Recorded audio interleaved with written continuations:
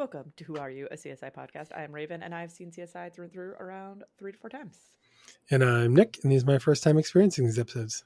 And today we are reviewing Season 4, Episode 5 for Loathing. Original air date is October 30th, 2003. Director Richard J. Lewis, writers Anthony E. Zeiker and Jerry Stahl. And we don't start off with shots of the Vegas Strip. No. We're on like a mountainy road, but before we continue down that mountainy road, Nick, what is our Vegas score for today's episode? Yeah, we do get a few scenes eventually early on, and then just a couple more throughout, and we end up at 22.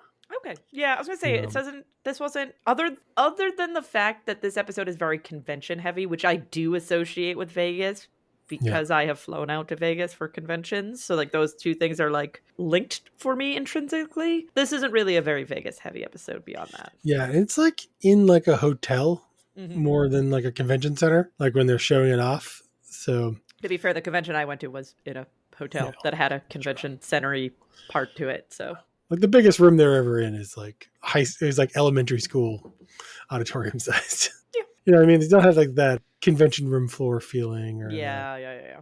They have one big sort of hall, but on the little people, I don't remember exactly what they call that convention. I think it felt much more convention-y. Yeah, I don't remember what they called that convention either. Yeah. Vegas is definitely a big convention destination. So this is, I think, the second one that we've had of the convention theme. And I imagine it will not be the last. Spoiler alert, it's not the last one. We're just going to work our way through weird things that the writers of Las Vegas, or things that the writers of Las Vegas are weird and think they should have conventions for. So we're on this mountain road. We go to a woman driving. She hits something/someone, which then causes her to swerve right into a truck. Just straight on into a truck. I actually really think they did a great job with this scene. This is one of the few things on the rewatch where you can tell that she's like looking off to the side of the road before she hits something. Yes. In the rearview mirror, you can really, the thing that she hits, you can actually really see it. You can't make a lot of sense out of it at this time. No. But it's really, they really do a good job of capturing it all there. And also like, there's a big thing later about like how long she was braking for. And then they show it. It's like, yeah, they really kind of did show her. She was on the wrong side of the road for a long time. Yeah, she was. Yeah. And they not to get ahead of myself, but there's a number of times in the rewatch for the first time, I think in many, many episodes, I was like, oh, they did a good job of that. Yeah. So we then have Grissom and Catherine there on scene. The truck driver is adamant that he is not drunk. He didn't do anything wrong. This woman just like swerved right in front of him. What was he supposed to do? He might be a little misogynistic or old-fashioned, depending on how kind we want to be to him. Yeah. He refers to her as a broad. Yeah, he does refer to her as a broad. I was like, is this a 1937's noir episode again? Evidently. So they go over to said broad in her car. She is deceased, and they're starting to walk the road. They're kind of following the skid marks where she obviously was like braking, and then they find big paw prints, which they follow, and it brings them off the side of the road to, at first it looks like a bit of fur. It's kind of difficult to tell, but as they get closer, we realize that it is a person in a fursuit. Yeah, it was actually really confusing. Like when you're seeing it, not knowing what it was, it just looks, I was like, is that a deer? Or like, you're like, what is happening here? Because I think they make you think the feet or the head or something. Yeah. Normally they would like start at the head and pan down. I don't know. Yeah. And they were kind of doing reverse. It was good. It was clever. Yeah. And we go to credits, and I enjoyed this. There was no quip to credits because Grissom was speechless. They just focus on Grissom being like, what? But not saying what, just his face saying what, and then they saved it for the end. They saved it for the end. So we're back, same scene. Catherine is removing the mask. Grissom's like noticing that this costume is very detailed. This is not like, not that really like Halloween costume. Yeah, this was not like a Temu $10 like fur costume, right? Like this was like a well made costume. Catherine tells a fun little story about how she dated a mascot, so she gets it. Like she gets how intricate these costumes can be. Butch, Dutch, something like that. Butch, yeah, something like that. And then Detroit Lions mascot. That's the only thing I know.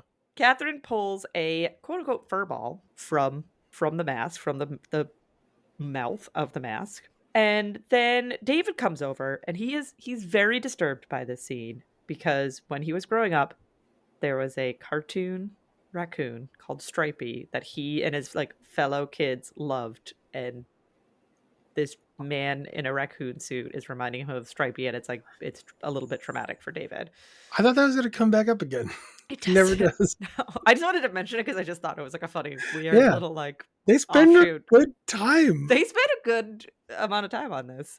So then we pop into storyline B. Nick and Sarah are with a body in a freezer. We then realize and go out to Vega is talking to the security guard, and he's claiming that a robber like cleaned out all the vending machines. Nick again is like really good with like getting people to talk and agree to things that he wants them to say. Nick gets him to admit that he might have left his post to go to In-N-Out and was at In-N-Out a little bit longer than he originally said that he was. But he does finally also tell them that around 11 o'clock, George, who works the day shift, pulls up and was looking for Al, who is the victim. But George, not there currently, but his car is out in the parking lot, so that's strange. So we then we're back with David. He's leading Grissom and Catherine into like the morgue. We learn that the woman in the car is Linda Jones, and they then go over to the person in the raccoon suit, and they realize that he is a recovering alcoholic because he has a 30-day token on him. Then David's like cutting the suit off of the victim here, and blood just like erupts from it. Yeah, a significant amount of blood. Just dumps all over the table. And Grissom realizes that the costume, the suit, has a bullet hole in it, and so the victim not only was clipped by a car, but also was shot. Yes. So bad day for the raccoon. I don't know, is it now or later they lament that the suit is made of like latex? Right now they talk about how the inside of it is latex. I don't know why, but that would be impermeable, so all the blood would just pool up. It didn't drain out into the road or something. Although it was shot through and through, so there was technically a hole on both sides. Yeah, still was technically a hole, yeah. But then I guess it was like how he was positioned. Yeah.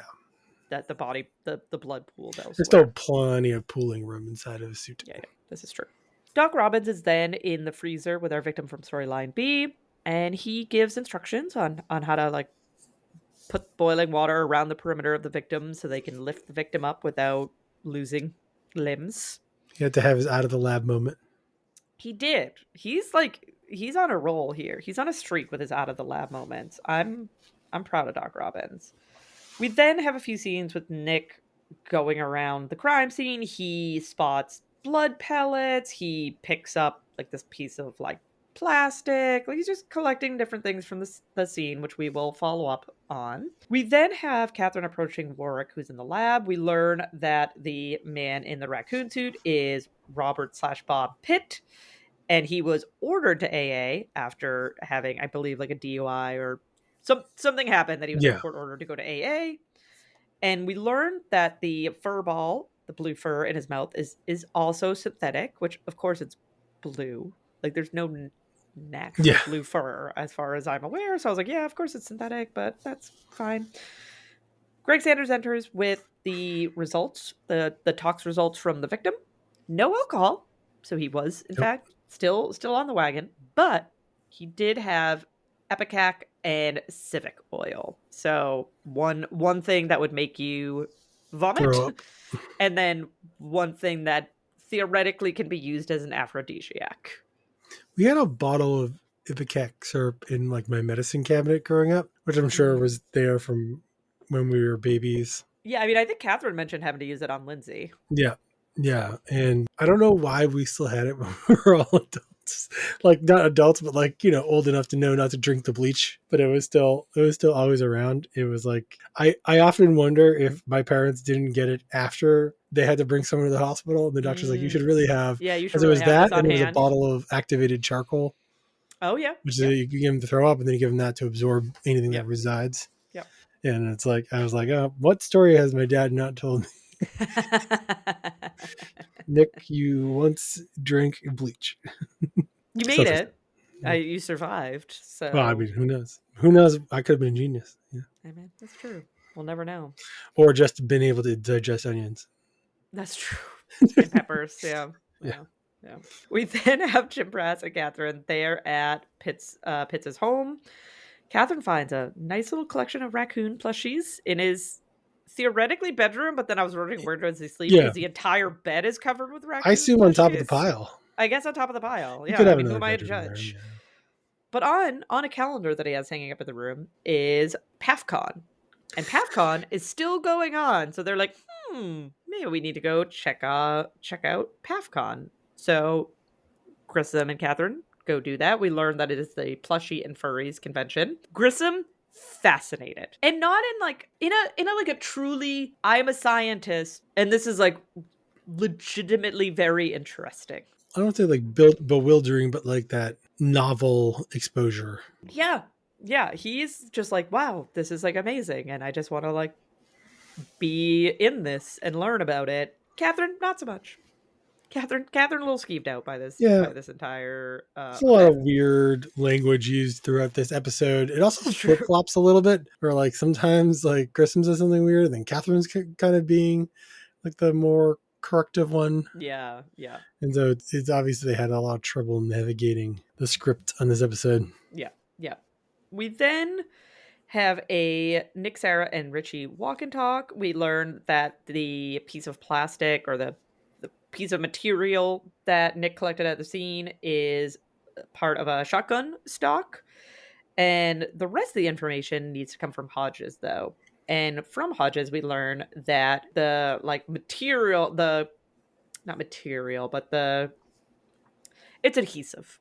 Yeah, there was Like a epoxy resin that was probably a prior repair. Yes, it was like a cheap repair to this gun, most likely. We then have. By the way, mind blowing that you have this little sliver of wood, and you know it comes from like a specific shotgun.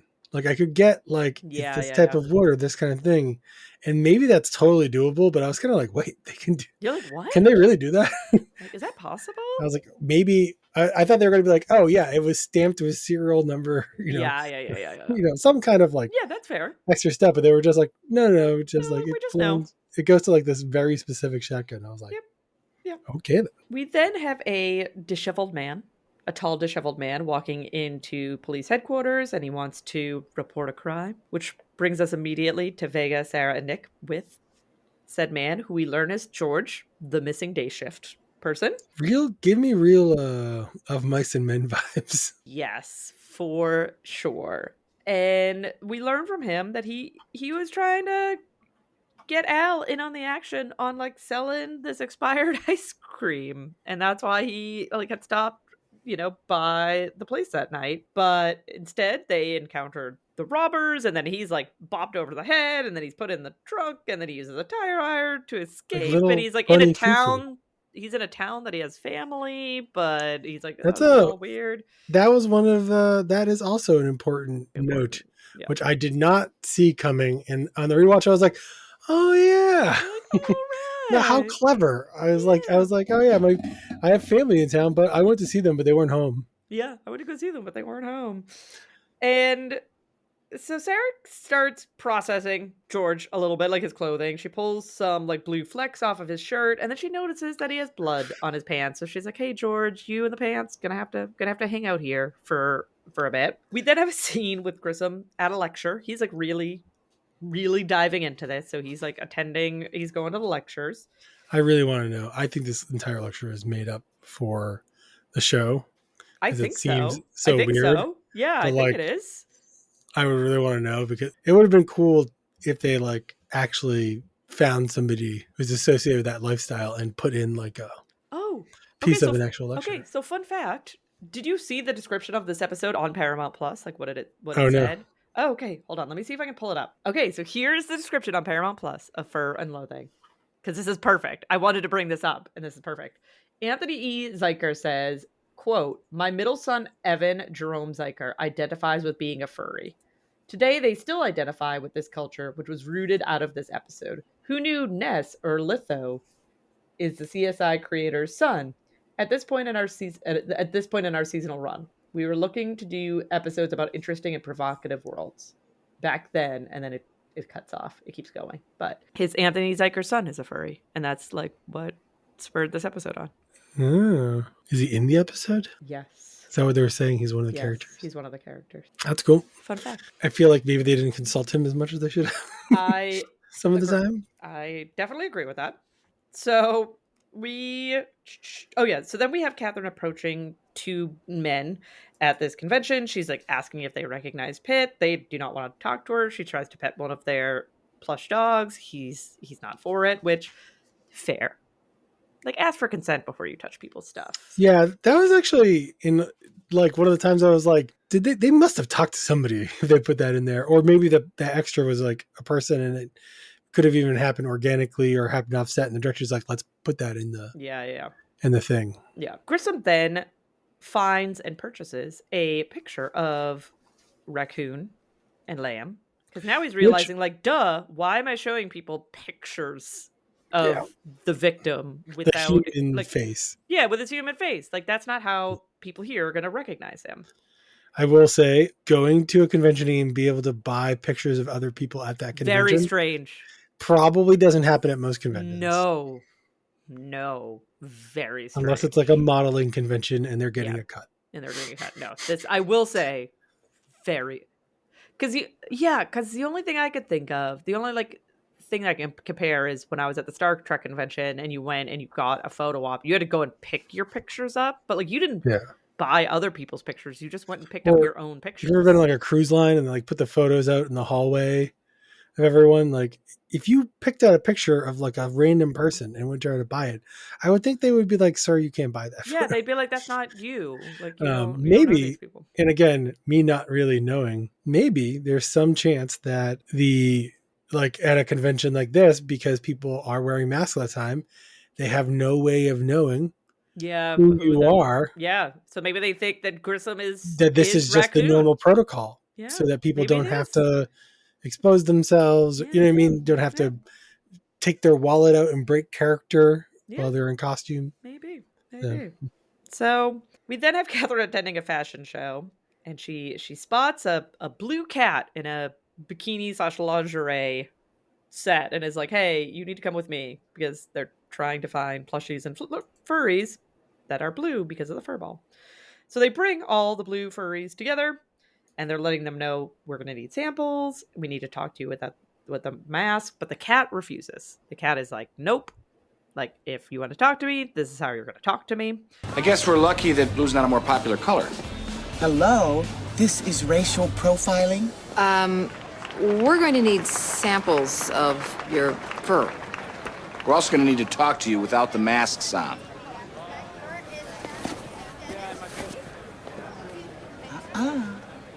Do you have a problem with that? You wouldn't ask a human lady to take her makeup off. If you want to talk to me, this is the me you're going to talk to.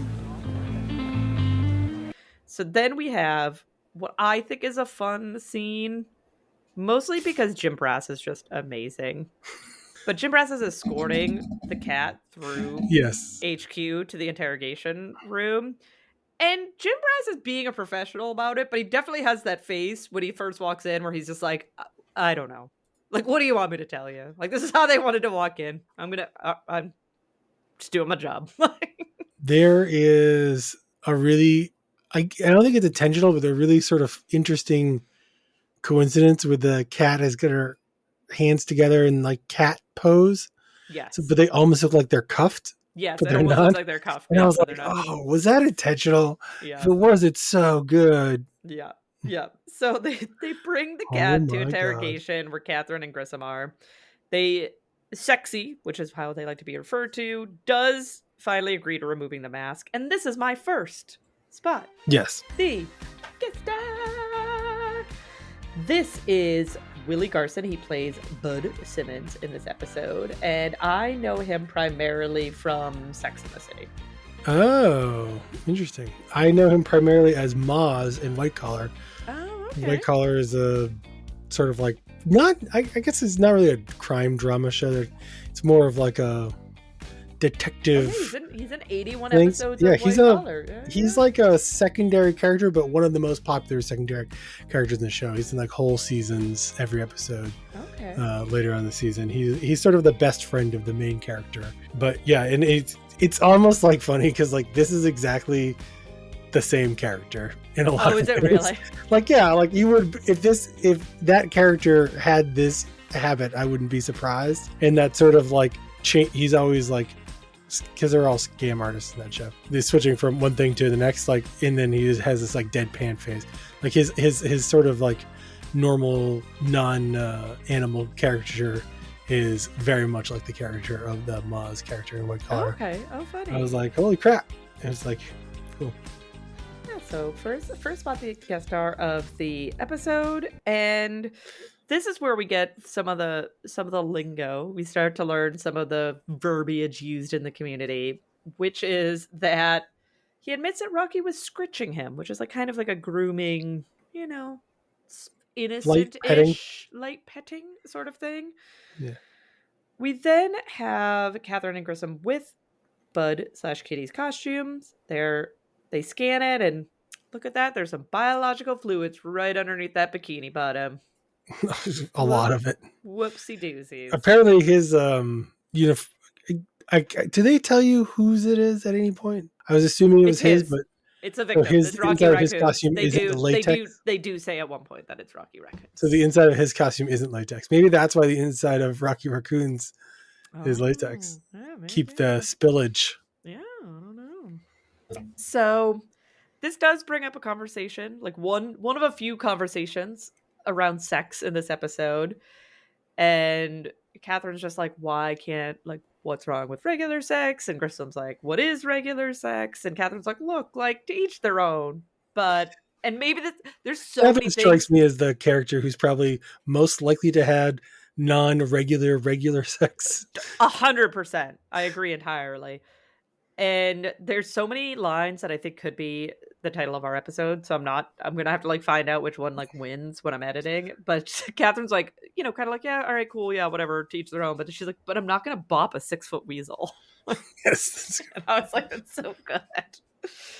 But after she makes this statement, Craig Sanders enters and we learn that the trace on Kitty's costume is identical to what was in Rocky Raccoon's vomit, which is the Epicac and civet oil. So they're like, oh, that's how Rocky or Mr. Pitts got that in his system. And then there's another line. This is not going to be the title of the episode. This is my favorite line.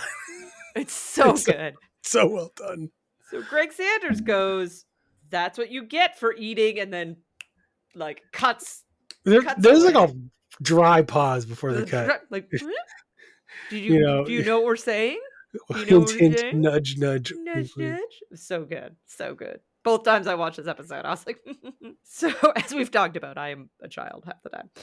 So Sarah and Nick are then with George's pants, and they realize there's like only one drop of blood on the inside of the cuff. So they're like trying to wrap their heads around how this happens, which transitions us to an experiment on blood spatter at different temperatures. So they do it at room temperature. They then lower it to 22 degrees. And then look at that. The blood becomes pellets. Hence one little pellet of blood landed in George's cuff. Which Nick picked up all these pellets in sort of that opening scene. Yeah, so how did we not already know this? But this... Well, we didn't know all of it was going to be like that. That's true. This brings us to realizing George, not the shooter. George is telling the truth as far as not being the shooter here. So then Sarah and Nick walk into the lab where Hodges is, and we learn that the flecks taken off of George's shirt are like 2 layers of paint from a car. So the bottom layer is like the burgundy, like regular coat on this, I think Monte Carlo, I think is what it was. Yep. And then for some reason, they painted over the burgundy with blue house paint. Well, and so probably like, because the paint job wasn't looking great. Yeah, so they're like, what is going on? But before we follow up on that, we're with Jim Brass and Catherine. They are back with Sexy Kitty. And this is where we learn that it is Pitts, aka Rocky Raccoon's semen, all over Sexy Kitty's costume. Which Rocky Raccoon was wearing a latex suit, so he had to take the suit off in order for that to happen. He needed to at least zip out of the bottom of it. Like No, step out of the bottom. His costume was full of blood because it had nowhere to drain. But that was afterwards. I'm saying during. So we learned. Yeah. During the pile. Yeah, so we learned that there's a fur pile. We also learned that there is yiffing, which is a real term. Which is a real term. And then we get a few cuts as they're talking about this to a fur pile and yiffing, or what they describe to be as yiffing. So we get like a direct view of what's going on. We then go to kind of like the behind the scenes part of the convention center, and there's a few furries there. Private party. Grissom, Catherine, and an officer have a warrant to enter said party. So and the password. And so E-I-E-I-O, which I did not get the first time I watched this. Oh, really? I was like, why did you? I think she was just being pedantic at first. Like, here's a dumb password. Like, yeah. And then I was like, wait, why did I miss that? I was like, it almost excuses the ridiculous, like the demeaning part of it, and just makes it like, yeah, I mean, that's the funniest thing you could have said there. Yep. Okay. Yep. And so they enter the party. They're telling everyone that they need to take their masks off, and they're going to have to produce IDs, and that they're going to confiscate the costumes. So Grissom and Catherine are going through said marinated costumes, and then Grissom asks Catherine to sniff the hand of one of the costumes, which belongs to a wolf. So and look at that. No, it's weird. Cat. We're about to meet this character.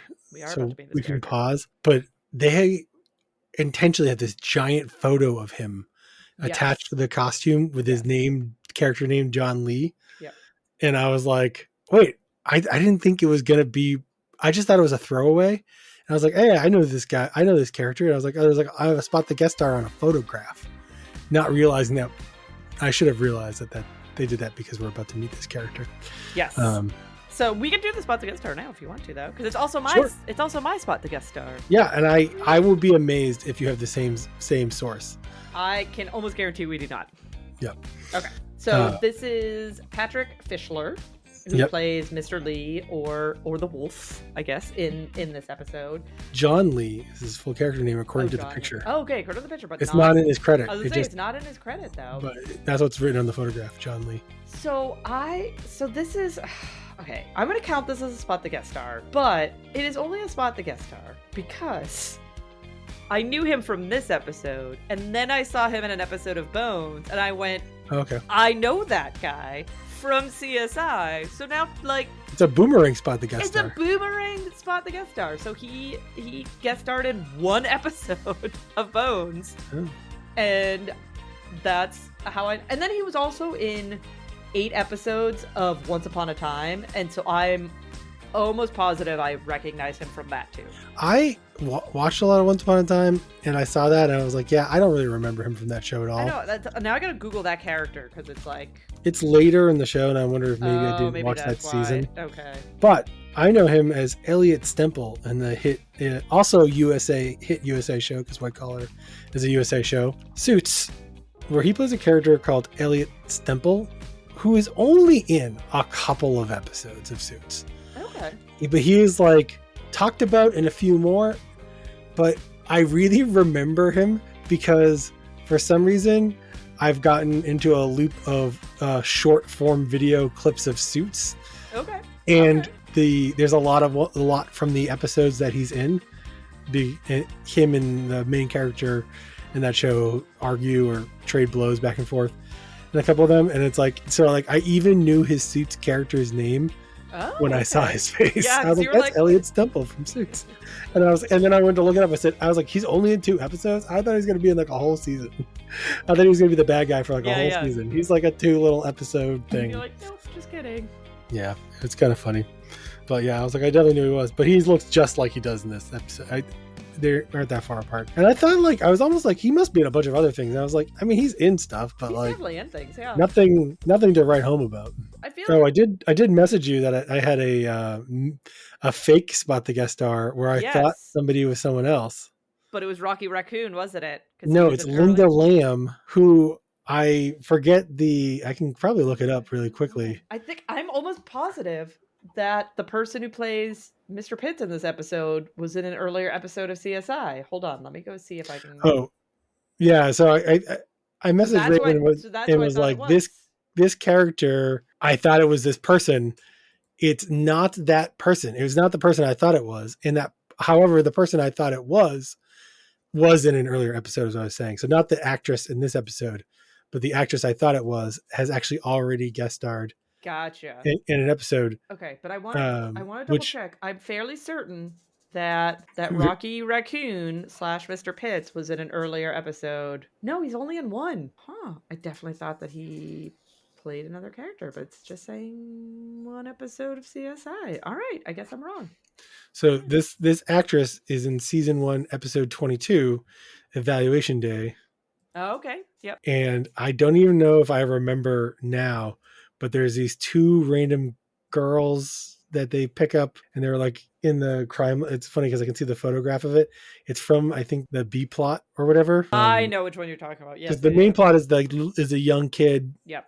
Who's driving his? I think he was driving his dad's car. Yep. Yeah. Or his grandfather's car or something. Grandfather's. Yeah, those girls, and yeah, the actress she's in that. They do look a little bit alike. Okay. But you see so little of Linda Lamb. Yeah. I call her Linda Lamb. We don't, We'll technically know that, but yeah. We'll find out. We'll find out in like a scene from now.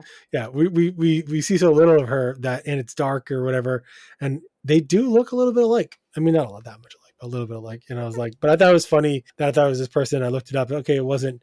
And then I was like, what's that actor's name? And I went to look them up, and the picture from that episode of CSI is like the first thing on their IMDb page. Okay. And I was like, oh yeah, right. They were already in an episode of CSI, which would, by the way, disqualify them for spot the guest star. It would. We only count them the first time. So we have Grissom talking to Mr. Lee, and he admits to mixing and rubbing on Sexy Kitty the Ipecac and civet oil because he just knew that Rocky Raccoon wouldn't be able to keep his paws off of him, and that rascally raccoon stole his girlfriend at last year's convention, and he still has very fond feelings for his ex-girlfriend because Linda introduced him to like being a furry. To her lifestyle. Yeah, and we learn that Linda Lamb is in fact Linda Jones. So Grissom and Catherine return to Linda Jones's squash car, open up the trunk, and there's a lamb costume, and they're like, "Oh, look at that! Yeah, Linda Jones is Linda it's Lamb." been here the whole time. You know how thorough they are. Sometimes, well, they did like give themselves a bit of an out where they were like, there was no context to open the trunk in this case, but like, they held on to it. They held on to it. So Grissom is then mapping the route, like from the convention center to like where they live, and they're trying to figure this out. Catherine has to explain to him like how car fights work. You can definitely tell, and you can imagine Catherine's with Eddie, been in some car fights. Not only have they been in car fights, but also where maybe drinking was involved, where womanizing might be involved. You know, they didn't paint Eddie as the this is true. best character rest in when peace. they kept him around. Rest in peace, but not really Eddie. So we then... I will say I have a prediction that I made at this point. Oh yeah, let's hear it. That turns out to be completely wrong in the next scene, which is it's the best predictions. Okay, what's your... which is like, I thought it was going to be one of those weird things where they just let us along, and they were like, oh, yep, she was driving along the road, or a truck was driving along the road, and like kicked a rock up, and there wasn't really a bullet, there was just a rock. Yeah, and the rock went through and killed because he was on the side of the road. Yep. And then nope. We'll find out. We're about to find out. Yeah, we'll find out a little bit that's not what happened. Before that, though, Nick approaches Sarah, lets her know that there's no luck on finding the car that is painted 2 different colors, but he did get a lead on the adhesive, and it is granite glue. So they're going to do some cross-referencing, see if they can narrow their search to find their guy. I like how Nick pretends like he knew this all along. He does Sarah's seem like, very... should that mean something to me? And it's like the most obscure piece of information. Yeah, like, I don't know what that says. Nick, you don't have a background in construction working. As far as we know. masonry. I mean, who knows? I mean, maybe he did it as like a summer job when he was younger. Watches a lot of how it's made. Hey, who knows? To each their own. So we're back with Grissom and Catherine. They're with the valet, and he's like, oh yeah, I remember this couple. Dude was hammered. Girlfriend, wife was really And in a upset. fox suit. Or a Yeah, like raccoon. in a giant raccoon suit, kind of hard to forget. And so they're kind of standing there and they're like talking through how the fight would have worked out, right? Like she pulls over, she lets him out. She then like realizes like, oh, I got to go back and get him, and like turns around and ends up like hitting him. And they're realizing like she probably didn't shoot him. So like who shot him? And so before we learn that though, Vega is with a suspect and Nick and Tara are in the room as well. And they're like, hey, here's your gun, missing part of the stock. And oh, here's your car, which is a Monte Carlo, which is 2 different colors. Like they're just like bam, bam. And he's like, Dead to hey. rights. Yeah, and he's right? like, I want a lawyer, which Smartest criminal they've ever had on the show. yeah, I was like, and all right. Dumbest criminal they've ever had on the show. And so before we wrap up with him though, we see Catherine and a few others with metal detectors on scene. They're trying to, locate the bullet because they're trying to find out who shot Mr. Pitt. So Catherine finds the bullet and they're realizing 2 things. He probably was on all fours when he was shot, and he was shot from a steep trajectory.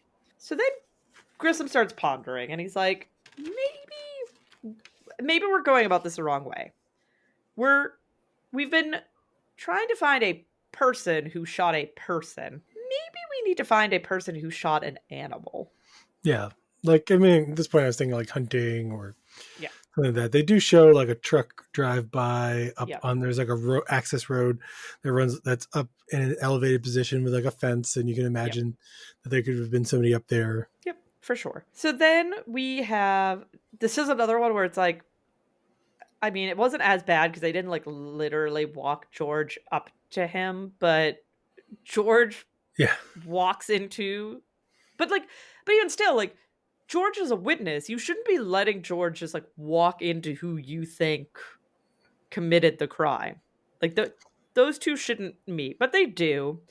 And so George sees Virgil, and we learn that Virgil is his cousin, and that poor George was just talking to Virgil at bowling night and was like telling him about the vending machines and about Petey's run to In and Out. And George is just really bummed out that someone that he like knew and trusted would do this to him, and he wants to know why. And Nick and Sarah are like, I don't know. The idea being like Virgil didn't want to kill his cousin, which is why he knocked him out. Yeah. Versus killing him when he killed the other guy. He threw him in his car, drove him around for a while, ditched him. It was his neighborhood that he was in. Yeah. He wasn't home because he had just, robbed a convenience store. Yeah, he was trying to stay out of the way.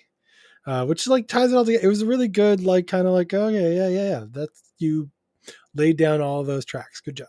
Yeah, I think so. And so that's the end of storyline B, but we have a little bit left in storyline A. Grissom and Catherine go talk to, they're at a kennel, they're talking to the owner, and he's just like, he's cash. Like he's not worried about anything. And he's saying like, oh yeah, like I was eating dinner and then watching Jeopardy, but then the dogs were stirred up, and then I went out and I saw a coyote and I took care of it, and I was able to come in and finish Jeopardy. Then we wrap the episode up with a Jim Brass, Grissom, and Catherine debrief on the case, where they essentially just walk through the entire case, and that they're not going to press charges on the kennel owner because he shot what he legitimately thought was a coyote. There was no one is ever going to convict that guy. No one's going to convict him. And it just was basically a domestic dispute that turned into a tragedy. Yep. Yeah. And he could have just easily been killed by a truck or by another random thing on the side of the road, and just maybe put high vis tape on your suit if you're going to be ditched on the side of the road. Yeah. It won't be mistaken so much as a... Yeah, or even better, before you get into the car, take the suit off, especially if you feel nauseous. Yeah. Because the idea of like puking through your suit, like I was like, or better, just don't cheat on your spouse. I mean, yes. Yeah, don't. Yeah, don't. Then their exes won't poison you. Yeah, don't get into fur piles when you're supposed to be in.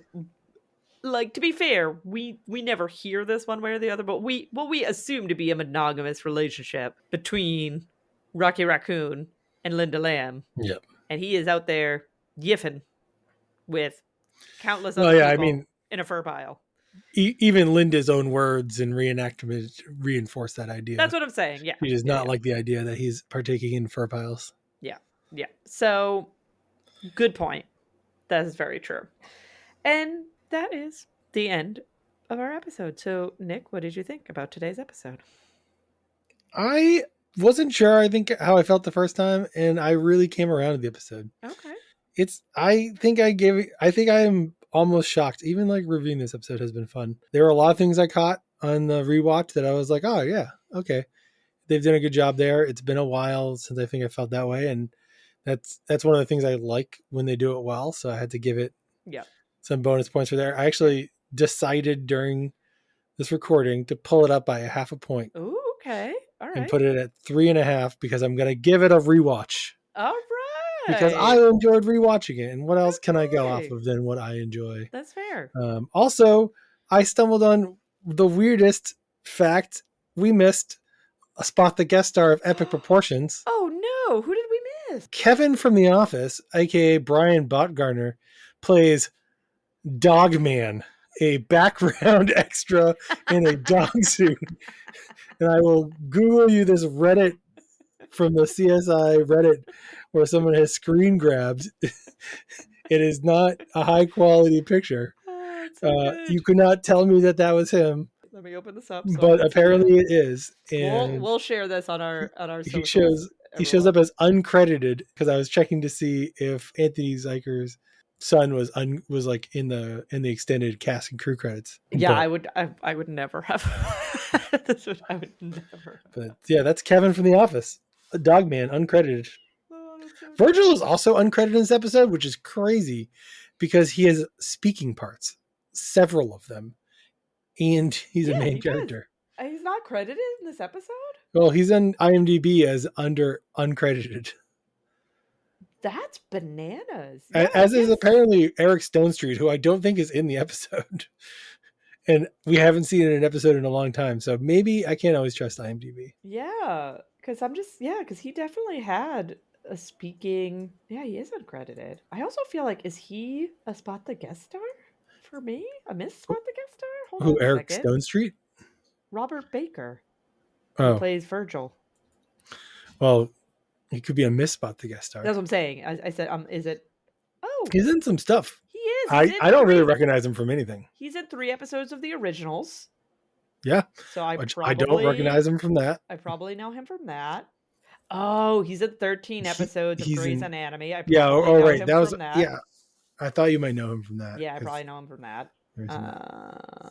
Yeah, I looked at his thing and I was like, yeah, I don't know this guy. he looks like a guy you might know. Like but I was like, no, I don't know this guy. So I had to put him down. He's in a couple of movies too. He's in a couple of things. So maybe miss spot the guest star there. But okay, so 3.5. Well, if you know this rewatch. character, let us know. Yeah, let us know. Hey, we'll definitely share the Brian one on our socials. So for me, I'm going to give this episode a 4 out of 5. Oh, really? I am. Oh, good. Hear me out. I'm excited. Hear me out. So, you don't have to defend yourself. I do. I believe you. I do have to defend myself. I almost was like, would I call this a 4? And then I was like, no, but I easily could have. Do I think that so best way to say this, do I think this is like a theatrical masterpiece? No. No? I don't. Oh. Do I think that I feel like this episode is a good indicator that the show has started to find itself. Okay. So Grissom this is like the Grissom that I more fondly remember. The excited scientist to explore all facets of life Grissom. Like the non-judgmental. Yeah. I really just want to like learn about the world Grissom. And so that was like refreshing to be like, oh yeah, like this is the Grissom that I really enjoy. And I love the back and forth between Catherine and Grissom this whole episode, that they're like buddy and they can like have these conversations and bounce off of one another. Warwick definitely needed more than like one scene, so that definitely minused some. But I do and part of it is nostalgia. Part of it is, when I first watched this, I was a junior in high school. Yeah, I graduated in '04, so I was like a junior or senior in high school when I watched this for the first time. And this is definitely not to yuck anybody's yum. Furries are not my thing.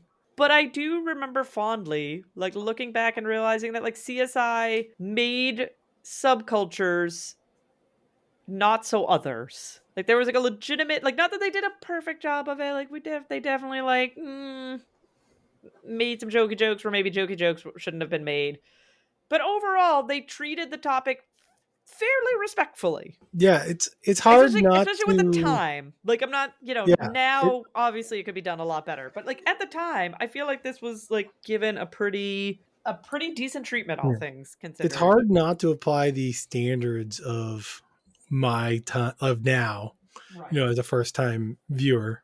And I do think that there are times that I was like kind of put off by parts of like the way they would, like, I just don't take kindly like to the almost like making fun of other people's fun that took place.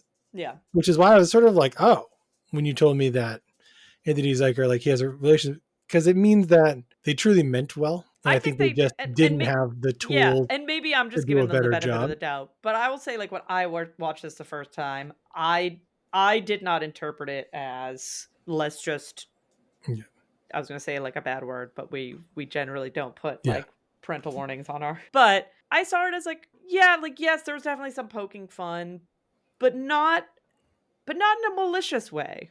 No. Like, it was still trying to humanize the characters and just have this be a subset of like who they are. And they always have the characters kind of keep each other in check. Yeah.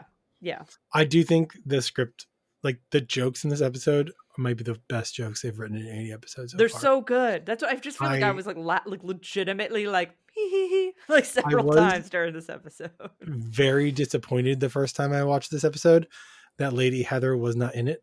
Oh, I know. I thought it was a really good opportunity to have another Lady Heather. She'll be back. Doesn't matter. You still got hey guys, put pressure on Lady Heather to check her Instagram messages and get back to us. Maybe you got to check Bluesky, see if she's made the migration. I mean, Georgia Fox follows us on Bluesky and has liked a few of our posts. So just saying. I texted Nick very excitedly one night and I was like, oh my gosh. Yeah, today's been a roller coaster where I was like, originally I think I watched this episode 3 or 4 days ago. I remember thinking like, episode wasn't that good. And then I've rewatched it and I was like, I was laughing again. And I was like, I would watch this episode again. That's what I'm saying. I was like, this episode is fine. And I was like, that's why I was like, I feel like maybe I was tired or sick. Yeah. A little run down and I was just not appreciating it. And I was reviewing, I was like, I'm having a good time reviewing this. This episode needs another half a point. And I was like, maybe in a different world. Like, that's why when you gave it 4, I was very excited because part of me was like, can I give this? We were talking, I was like, I gave it a half a point. I was like, should I give it a whole point? And I was like, no, I'll just give it a half a point. Like, I still got to remember that, and try to like keep all the interactions to get in one big picture. Yeah. And again, there were things that I didn't like with the episode. Like, work isn't really in it. Yeah. I was like, I really wanted like Lady Heather to show up, especially with the tension that's developed between Grissom and Sarah. Yeah. Like, what a great time that would have been. And maybe they wanted to, and they reached out and she wasn't available. She was working on something else. Who knows? I don't know. Yeah. But I was like, it just makes you realize like, oh, that could have been better. The B plot, it might be one of my favorite B plots we've ever had. Oh, really? Every top 3. Yeah, I loved everything about that plot. The way it resolved. It's the perfect B plot because it doesn't have to be serious. Right. It's very, and the characters are just like figuring it out, going through the motions. Yeah. They're doing real testing and science. Yeah, and, we get a lot of lab help. Like Hodges. Yep. The lab workers are really stepping it up. Hodges had a great line, which I didn't mention, but at one point he's talking to Nick and Sarah and he's like, I'm done trying to figure people out. Oh yeah, I'm done trying to understand people. Yeah, and Sarah goes, oh, that's a good idea. And he's like, yeah, I know. And then he just said, like, walks away. Oh, that's really smart of you. And he goes, I know. He goes, I know. And then just like walks away. That's a great line. It was. I was like, oh, Hodges. I was like, the episode is really funny. And yeah, you're like, this is like the funniest place. I was like, I hope so, because like there's a lot of things that went really, really well in this episode. And if this is the first episode of CSI I've ever watched, I would be like, let's watch another episode. Yeah, this is like I didn't want to like say it at the end of the last episode that we recorded because I don't want to spoil things for you. So I generally it's good not to color it too, because sometimes I think part of me was like I really hope Raven doesn't think that I'm out of line giving this 3.5 points, but I think I kind of really like this episode.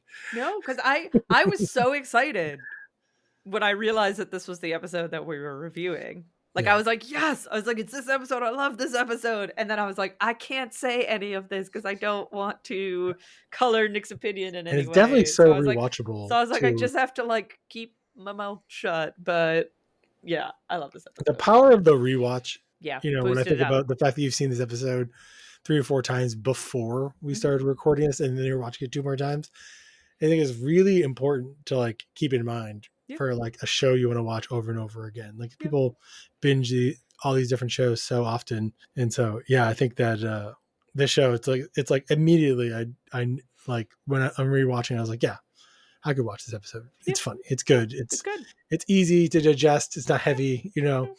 I could watch the show a million times. So I did recommend CSI to friends of mine who were looking for a new show to watch. I said you could watch it, and then you can listen to our podcast. We'll see if that happens. If you get to this episode, message me. You know who you are. You know who you are. I don't know who you are, but Nick knows who you are. So we'll see how we feel about next week's episode when we return to review season 4, episode 6, Jackpot. So otherwise, we'll talk to you next week. No spoilers. No spoilers.